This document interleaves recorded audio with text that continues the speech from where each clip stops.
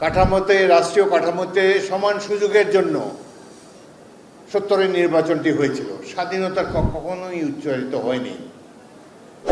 এমনকি যখন ক্র্যাকডাউন করল পাকিস্তান আর্মি 25শে মার্চ নিরীহ বাঙালিদের উপরে, ক্র্যাকডাউনের অব্যবহিত পূর্বে প্রথম প্রধানমন্ত্রী তাজউদ্দিন সাহেব, আওয়ামী লীগের সাধারণ সম্পাদক, তিনি শেখ মুজিবুর রহমানের কাছে গিয়ে বলেছেন যে পাকিস্তানিরা আক্রমণ করতে যাচ্ছে, দেশের মানুষ স্বাধীনতা চায়, এখনো সময় আছে, আপনি স্বাধীনতা ঘোষণা করুন। শেখ মুজিবুর রহমান সাহেব বললেন যে না, আমি বিচ্ছিন্নতাবাদী হতে পারি না, পাকিস্তান ভাঙাতে আমার কোনো অবদান থাকুক এটি আমি চাই না, সুতরাং স্বাধীনতা ঘোষণা আমি দেব না। স্বাধীনতা ঘোষণা দেননি। পাকিস্তানের ক্র্যাকডাউন চালালো, লক্ষ লক্ষ মানুষ ঘর বাড়ি ছেড়ে উদ্ভ্রান্ত হয়ে পালিয়ে যাচ্ছে, গ্রাম থেকে গ্রামান্তরে পালিয়ে বেড়াচ্ছে। পাক বাহিনী মেশিন গান, মোটর, কামান দিয়ে নিরীহ মানুষ গুলি করে হত্যা করছে।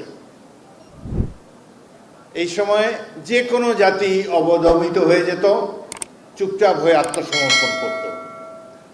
এমনই এক মহেন্দ্র ক্ষণে জনগণের পক্ষে, মা বোনদের ইজ্জত রক্ষার জন্যে, দেশের মানুষের জীবন রক্ষার জন্যে বিপুল প্রতিরোধ গড়ে তুলেছে ইস্ট বেঙ্গল রেজিমেন্ট। এই সময় স্বাধীনতার ঘোষণা দিয়েছেন মেজর জিয়াউর রহমান।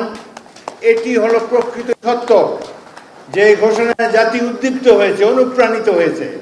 হাজার হাজার ছাত্র যুবক ঘর বাড়ি ছেড়ে দৌড়ে এসেছে যে যুদ্ধ করবে। 71 যারা দেখে নেই তারা দুর্ভাগা।